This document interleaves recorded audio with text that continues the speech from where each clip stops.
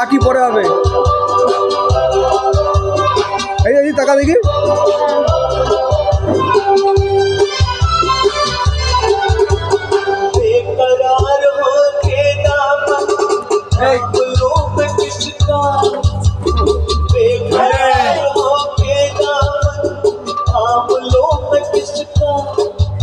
ভিতরে রাখবে।